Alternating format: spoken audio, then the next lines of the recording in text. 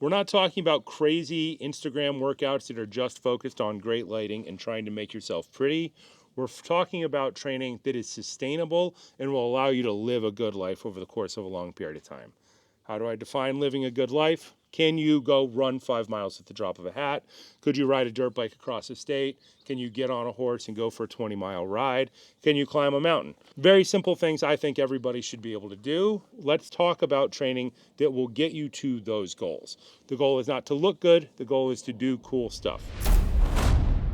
It is surprisingly easy to be an outlier in fitness. All you have to do is train 5 days a week for many, many years. When most people think about training, they think about gym training, and they think about Arnold Schwarzenegger movies in the 80s. They think that in order to be an outlier in fitness, you have to spend 3 or 4 hours a day at the gym. That is absolutely not what we are talking about in this video. What we are talking about is quality of life. We're talking about adventure training. The first concept that we're going to talk about is lifting and carrying. When you go on an adventure, you have to pick things up and take them with you. The amount of weight that you have to take is probably somewhere between 35 and 70 pounds at an absolute minimum. This is why we're going to encourage you to learn lifting and carrying with kettlebells.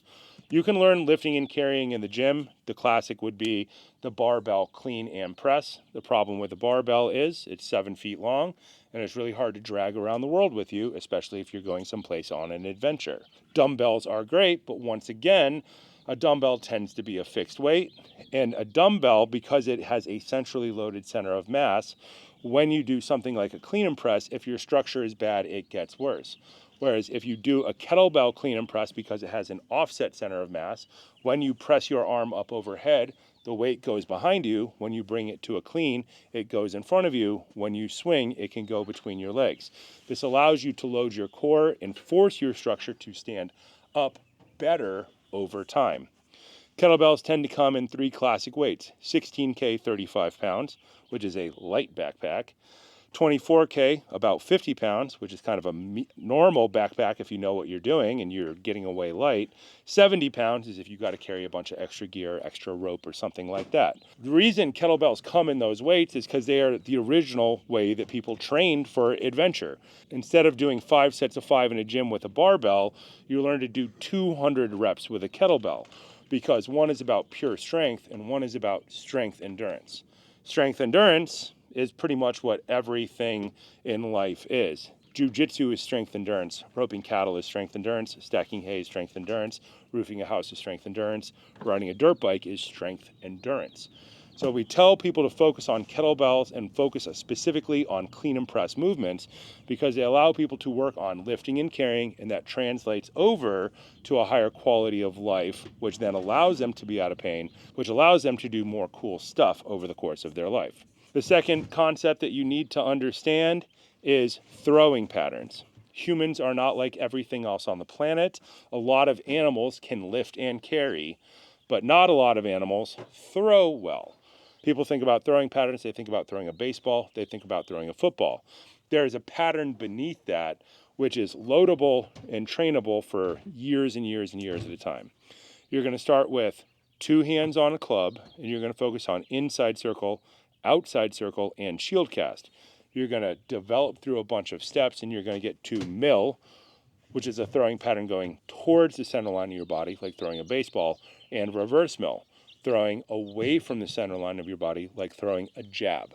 You go from 2 hands on a club, you develop to single arm, 1 hand on the club, and you work equally on the left and the right side of your body, so that both sides of your body work equally well. The side effect of this is you learn to rotate equally well. When you start with a light weight, your core is forced to fire. The heavier the club weight, the harder your core is forced to fire. You can get hundreds of core firings inside of a series of mills and reverse mills that can be done in 10 or 20 minutes, and you can do it anywhere in the world. Every movement is a core movement, every movement is glutes, and every movement is shoulder therapy. Once again, if you have any good stories of any type, you probably have shoulder injuries, spine injuries, hip injuries, knee injuries, and ankle injuries.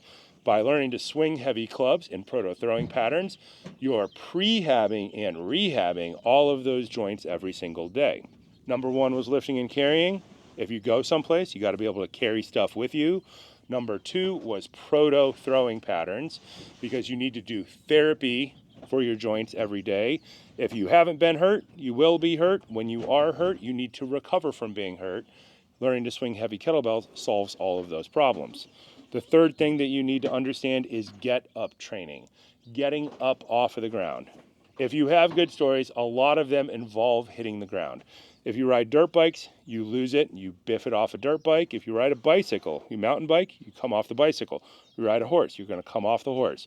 If you wrestle or you do jujitsu, you're going to hit the mat and you have to get up over and over and over again. If you understand the idea of get-up training, then you have an infinite amount of training that doesn't require any equipment, because everywhere you are, the ground is there. Most people think about getting up off of the ground as just a burpee, getting down with their chest on the ground and standing back up. That is an excellent way to train, but there are other ways to train. Think about getting down, rolling on your back and standing up. We call this movement a deck squat. That is a piece of a get-up. We can also do that with weight, because if we can do a rolling get up with weight, our spine becomes more immune to high force when we come off of something like a dirt bike or in jiu-jitsu, and our core gets stronger. It keeps us from being ripped in half. Think about all the ways you can get up off of the ground. Chest pointed towards the ground, which is a burpee. Chest pointed towards the ground with a roll, something like a screwing push-up, get up. A prone get up, which is just a technical burpee where we break a burpee down into small pieces. A jiu-jitsu get up, or a technical stand up, where you hit the ground, you stand up and you re-engage. This one comes specifically from jiu-jitsu training. A Krav get up, where you fall down on your back and you get up while moving back while pointing all of your arms and limbs straight ahead. Think of it as a self-defense get up. If you understand the idea of getting up, you can have an infinite amount of body weight training, which you can do forever.